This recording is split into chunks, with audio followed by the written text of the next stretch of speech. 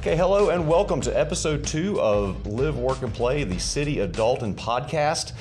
This week we're going to be talking to Parks and Recreation Director Caitlin Sharpe about everything that's going on in Dalton's parks. Caitlin, thank you for joining us today. Thank you for having me. I'm looking forward to talking about everything that's going on with Parks and Rec. First of all, though, we wanted to hit just a couple of dates and announcements for the City of Dalton.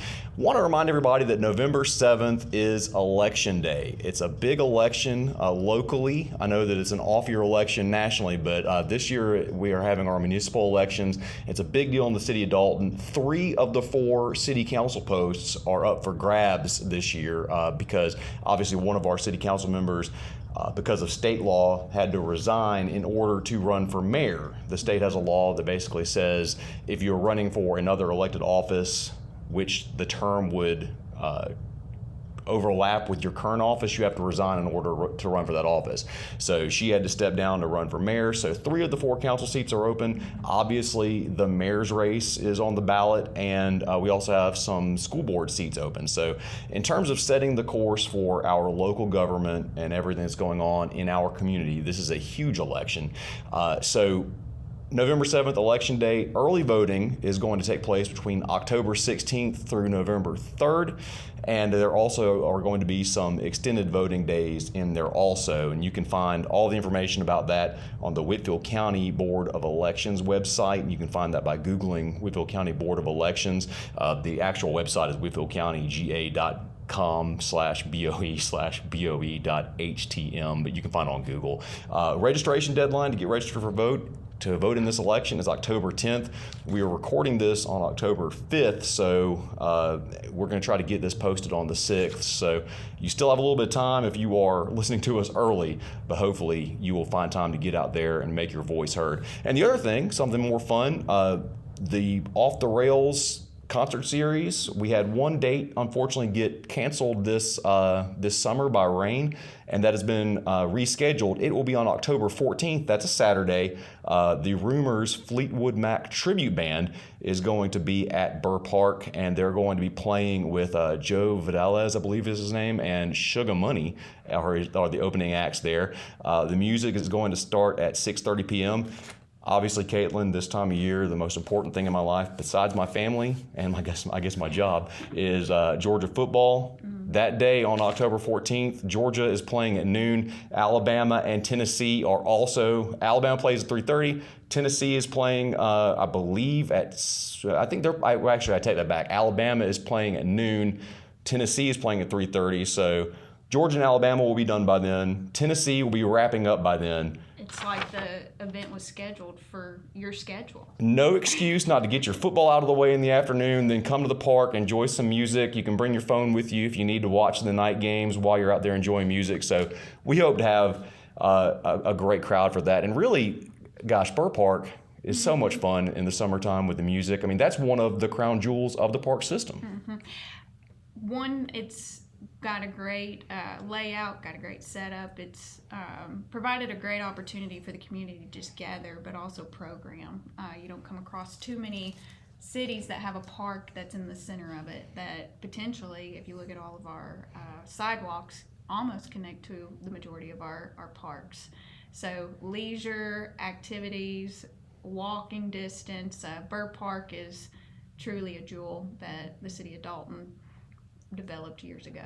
Isn't it wonderful just to see the community come together in that spot and to really have one of our parks be the focal point, really, of the community? And really that's something that, you know, when we talk about our mission of making Dalton the best place in Georgia to live, work, and play, your department, the Parks Department, central part of that, because obviously play, that's such an important part of life, and that's an important part of what we're building here. Yeah.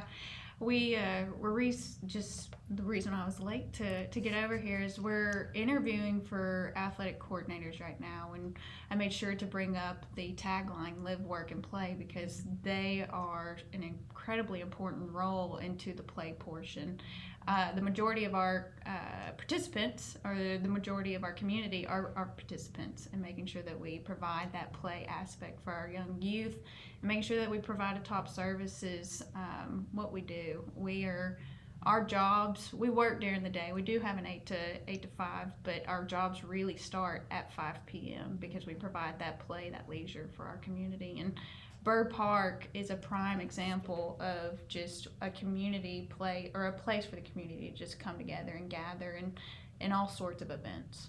So I've learned over the years working for the city government some of the jargon. When you talk about programming, you're talking about the organized sports, like, we have football, we have baseball, we have basketball, we obviously have soccer.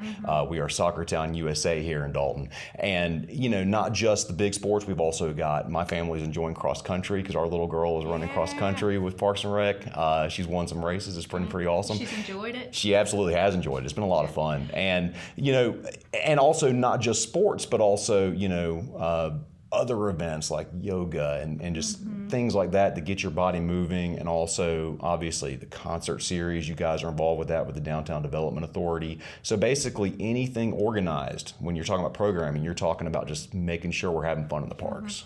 And not just organized. We have a maintenance department where we make sure our passive parks, we do our best to make sure they are ready to go on the weekends or in the evenings. So when you get off of work and you want to go for a run, you can go to Hagmill. You can go to our passive parks and enjoy those. So our programming between our youth sports and then our therapeutic programs where we offer special programming for individuals with disabilities, we have something for everybody is ultimately what we try to do. And not only do we have great places to play, but also just great places to enjoy outside. I mean, one of the things for a community our size, we have an embarrassment of riches in terms of our parks, because you have, obviously beautiful Bur Park, you have Civitan Park, which is a beautiful place, and then you got Hagmill Lake Park, so you have all of these beautiful spaces to enjoy. And I think that if you are bringing in visitors from out of town, whether they be family or friends, you got to show them our parks. I mean, they're going to make people want to move here.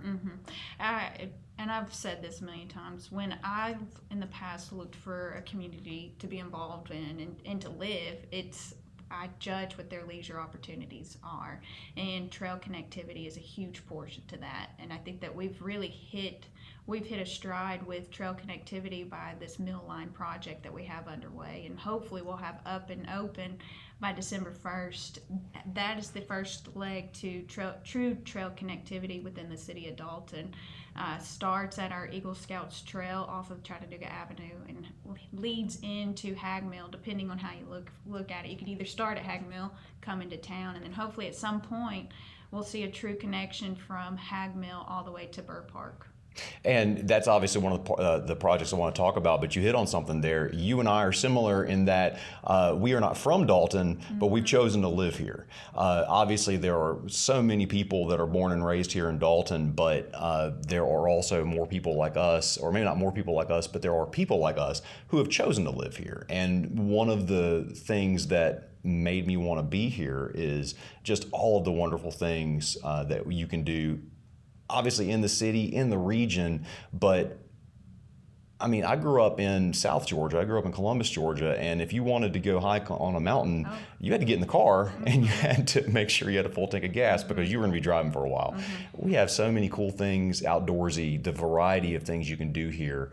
I don't think people maybe even appreciate it because they're used to it. I promise you, people from out of town are jealous of what we can do just right in our backyard. Yes, we take advantage, and I joke because the city of Dalton, they've been spoiled with their resources when it comes to leisure. I grew up in Cartersville. We have lakes, we have paths, we have trails, and I grew up with such an amazing experience of being able to walk out of my door and access a trail and access a great park system.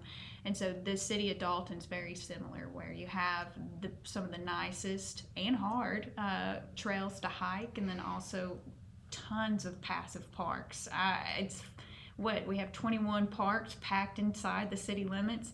That's awesome, and that is something that I can't take credit for. It's years before us and generations before us that placed a focus on parks and recreation, and the city of Dalton is a prime example of an agency within Georgia of placing an importance on parks and leisure for their residents. There have been a lot of leaders in this town that have put an emphasis on it, and really we're reaping the benefits of that. So you mentioned you're from Cartersville. You're a graduate of Jacksonville State University, where you studied recreation. And then from there you worked, I guess, in Rome Floyd County first. Well, so I graduated from Jacksonville State University, and I thought I wanted to be a camp director, a summer camp director, yes. So I did my internship at a camp out in West Texas.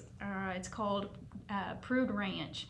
So when I graduated, I was offered a full-time job out there. Well, during the summer, it's a camp, but during the year, it's a working ranch. And so it's isolated. There's no cell phone service. It was great, but it also sounds great.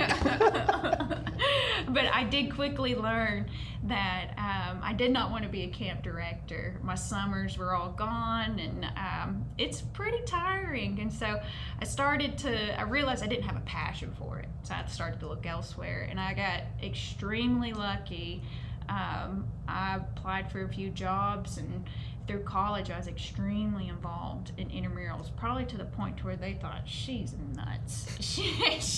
They were like, oh no, here comes Caitlin, she's playing in intramural bowling and she's going to take it extremely serious. But so I was lucky. When I left the camp job, I was offered to be the intramural director for Abilene Christian University. I did that for a little while, and that was my first taste of providing structured, organized sports to a community, and I just fell in tune with it. I realized that's where my passion laid, and so I went on to living in Texas. It's when people say Texas is its own world. It really is. I missed home. I missed Georgia, and I got an opportunity to have my first experience with Parks and Recreation with Columbia County Parks and Recreation. I was the athletic manager there for a little while. That's where I found out my true passion. It's not only athletics, but it's providing athletic programs for youth, because I had such a great experience. And I didn't realize how much that shaped and molded me at the point of when I was growing up. But then when I started to provide the service, I realized I am who I am, partially because of the opportunities I had as a youth athlete, and through the coaches and the volunteers that came across in my life. So I started there, and it's just stuck with me.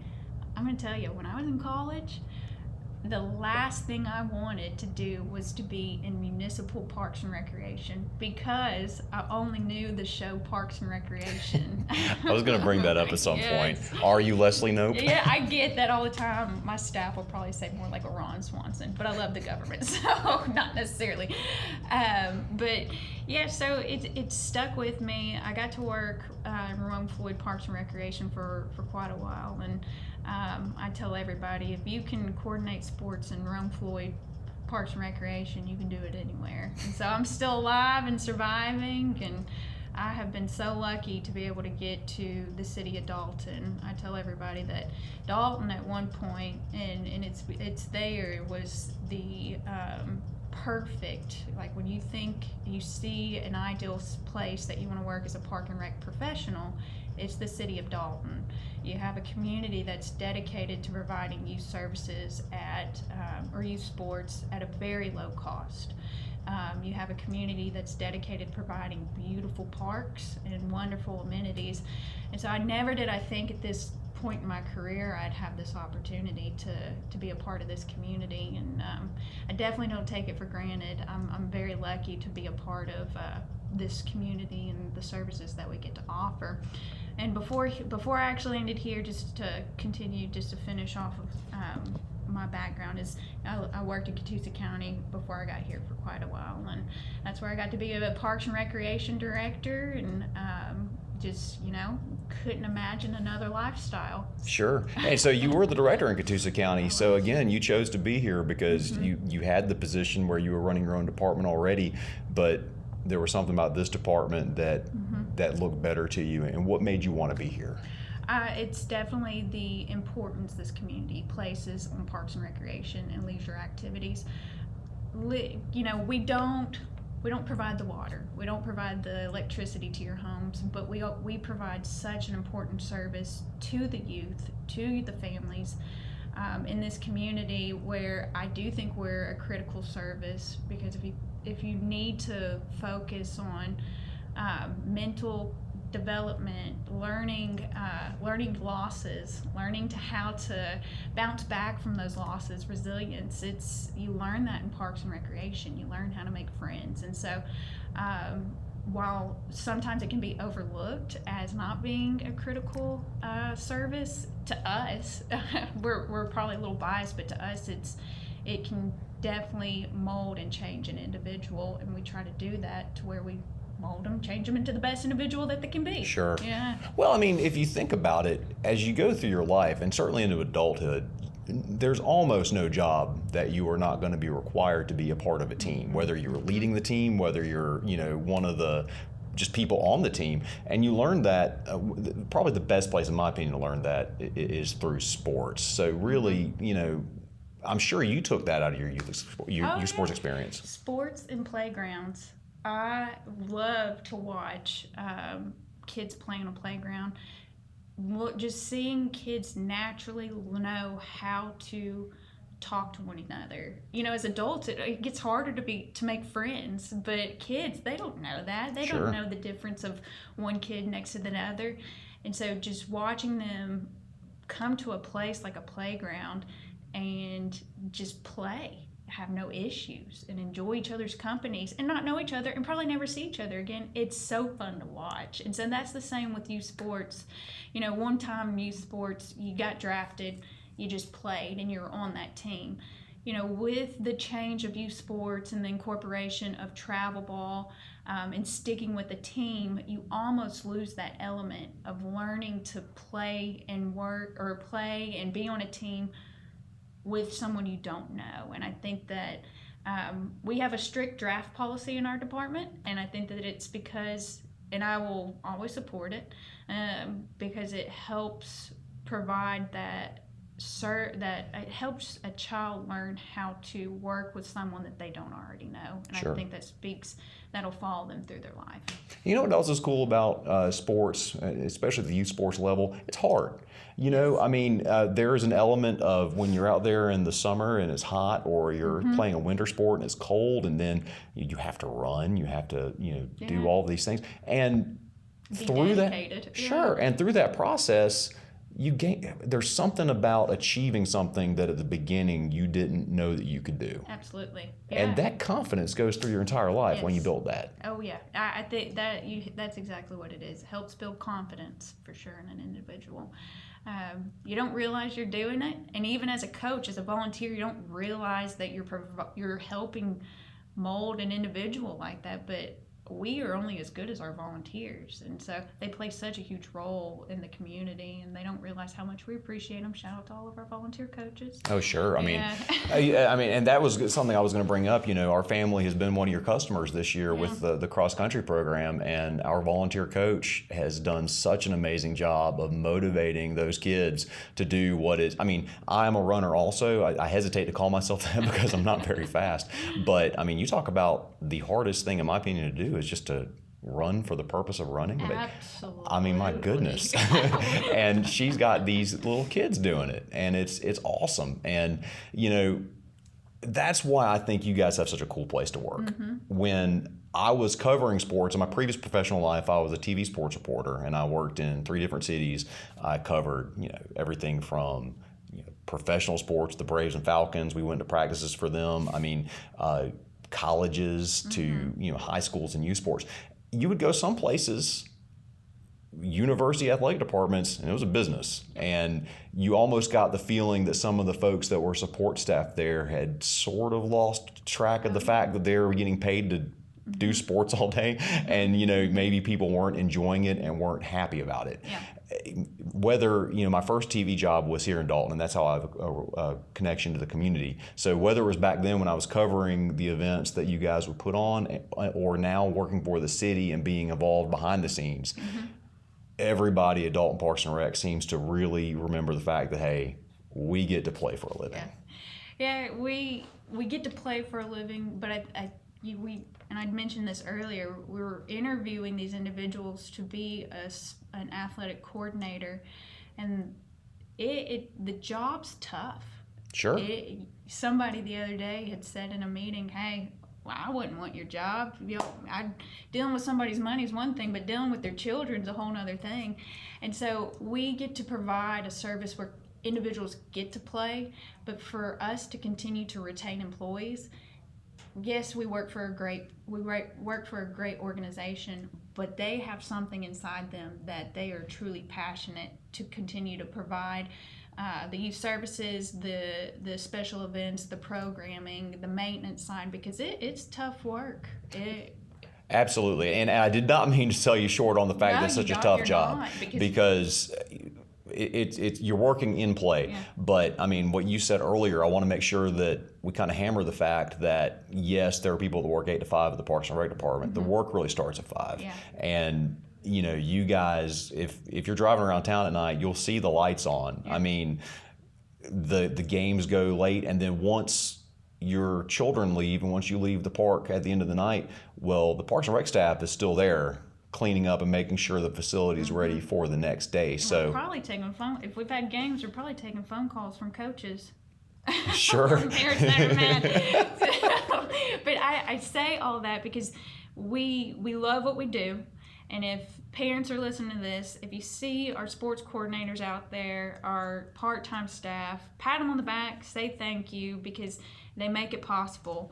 And then also, not just, we focused a lot on our athletic programs, but our special events and our programming and our maintenance team make it, they all play a role in this service. And so if you see some of my staff, pat them on the back, because the job's not easy. Absolutely. You know, so, and speaking of pats on the back, let's give you a couple of pats on the back. You mentioned that a lot of what exists in Parks and Rec was already here when you got here. Mm-hmm. There are some cool things that you yourself, and maybe not just you, but obviously your staff, you know, has done in the past couple of years that I think is really neat. You know, we've become a member of Little League Baseball, for example.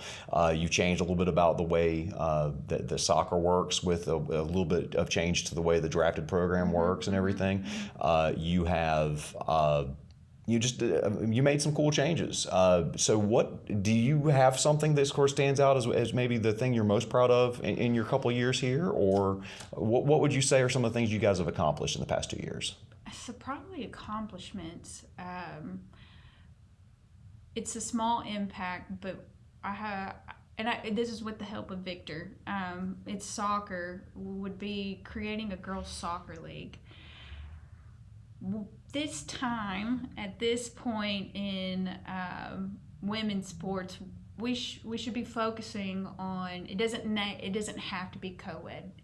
We lose participants whenever it is co-ed. So, you know, you can be co-ed to 6, even up to 8, but we start to lose participants with girls when we're still co-ed at the 10U age. And so we incorporate our own girls soccer program, and I have gotten phone calls and emails of parents who are just appreciative to have that service to have that sport for their girls. And we've seen an increase in our numbers. Who would have thought in Dalton, Georgia, you can continue to increase your soccer numbers, but we continue to find a way that our numbers are increasing, and I think the girls' league has something to do with it. And I might be a little biased because I was a girls' soccer player. There you go. See, but I had a great experience, and I think every girl deserves to have that same experience too. That's awesome. That's a really cool opportunity, because, you know, I guess when you get to be a 10 or 11-year-old girl, if you're playing with 10 and 11-year-old boys also, I mean, that can be a little bit of a daunting challenge. It can. But I tell you, when I see a girl keep up and show them up, I'm like, you go, girl. Well, trust me, there are plenty of girls in this community that can hold their own on the soccer pitch and in all sports. So it's exciting to see them get that opportunity. Yeah, other things that are exciting around here, you know, we have got some stuff in the pipeline that is being built. You mentioned the Mill Line Trail, the trail connection along Mill Creek between Hag Mill Lake and the Eagle Scout Trail, and eventually we're going to bring it, you know, downtown. And Another thing that's cool is you are kind of displaced from your office right now because we're Yeah. rebuilding John. Yes. Actually, your office is kind of hard to get to right Yeah, now because so- we're rebuilding the John Davis Recreation Center. It's been the home of Parks and Rec in this community for decades, and Yes. it's getting parts of it are getting a facelift, parts of it are being completely rebuilt. So tell me a little bit about that. Yeah, to incorporate this with your last question, I'm so proud to be a part of this process of rebuilding this building because it is such a staple in the community. We're holding on to where our administrative offices are, but we will have a facelift. That upstairs room that was just, most people know it as the hillside room, will be completely redone. It's going to be a beautiful meeting space. We'll also have, we're still just only have one gym, but it's going to be a top-notch, beautiful gym with large bleachers. We'll have multiple meeting rooms. We'll have 2 activity rooms. It's going to be a beautiful place. I'm very excited to see it come together. And then we'll also have a detached pool building, and so this pool building will be a new entrance. Right before this, like, you show up to the building, you're like, one, I don't really know where the front door is, Right. and then also how do I get to the pool. So now it's like designated openings. We'll have a true welcoming opening to the building, but we'll also have an entrance to get to the pool too. And new locker rooms for the pool facility. So locker rooms will be located in the pool facility. You know, our family, we have some swimmers in the family also, and I've always thought it's kind of crazy, but they swim out there in the dead of winter. Oh my goodness. It's heated, but those jokers jump into the pool in December, and I think they're crazy, but they do it. So I started in January of 2022, right? Yeah. And so I was standing in somebody's office, and I look up, and it's probably the coldest day of the year, and I'm seeing someone in a swimsuit, and I'm like, what is going on? And they had to explain to me, we have this partnership with Carpet Capital Aquatics, and they swim year round, and so I was just, you see this, I guess the steam coming off the pool. I was like, you couldn't pay me money to get in there right now. But they don't hang out as long after in December. Yeah. In the summertime they'll hang out and talk, but they're much more business oriented in the wintertime. But I mean, so the pool facility is getting an upgrade. John Davis is going to be awesome, and I'm looking forward to it because we're sitting right now in the Matt Gaston Community Center, which I believe is a little more than a decade old, but everything About here, 12 years. yeah, it feels brand new still.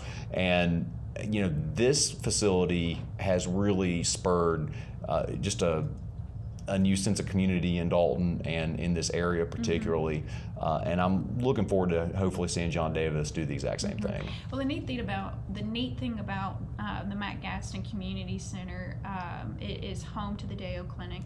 It is a true community center. The staff, Tommy Pinson, Lapita, Robert, Audrey, they do a great job of providing services that connect with the community and making rooms available for all meetings, for anybody that needs a place to gather. That can be your Matt Gaston Community Center. And so not only is it just over a decade old, I just recently had somebody call and say, hey, we want to come visit the facility. We want to have something to compare the one that we're looking to build. We want to compare it to Matt Gaston. So it's over a decade old, but it is still one of the top community centers in this North Georgia area. And it's a hub. I mean, every time you come over here, there are people, young people, older people coming in, and it's always active. Yes. I think it's awesome. Yes, yeah.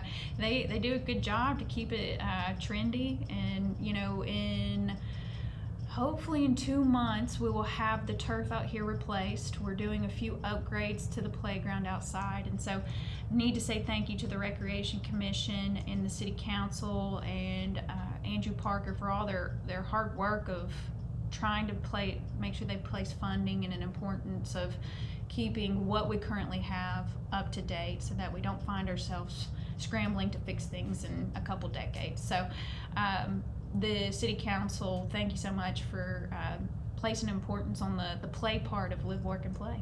So MyDPDRD is your website. It stands for My Dalton Parks Recreation Department, mydprd.com. That's where you go to register for some of the youth sports, some of the programming, to find out the schedules that you've got going on. You guys are also on Facebook. Yes. Your Facebook page is very active, and you do a very good job of updating people, whether it is practices rained out or, just what the next big event is coming up. So if you want to learn about the department, that's where you need to go. Check them out. Obviously like and follow their Facebook page. Make sure you're following the City of Dalton's Facebook page. And sign up for basketball. Sign up for basketball. It's coming. I think we might be sending you a basketball player this year. So, oh, good. So she's tall, right? She's tall. Yeah. She's fast. I think she's competitive. So I think we'll be sending you one. And I think that everything you guys have got going on is so cool. So Thank you. you guys are doing a great job, and thank you for joining us here on the podcast to tell folks a little bit about it. I could talk about Parks and Rec for much longer. For sure. And also, the last thing, they did ask me to plug the room we're sitting in. The Matt Gassing Center has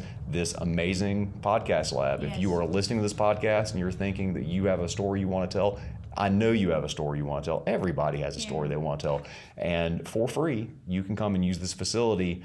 All you have to do is reserve the space ahead of time. You can contact the Matt Gassing Community Center. You talk to Audrey Simmons or anybody on the staff here about reserving it, and you can make a podcast. So you can be just like every single actor in Hollywood that has a podcast now. You can have one here in Dalton. If we can talk about rec, you can talk about anything. Absolutely. Well, thank you, Caitlin. And Thank you. we'll have another edition of the Live, Work, Play podcast coming up soon. So thank you all for listening.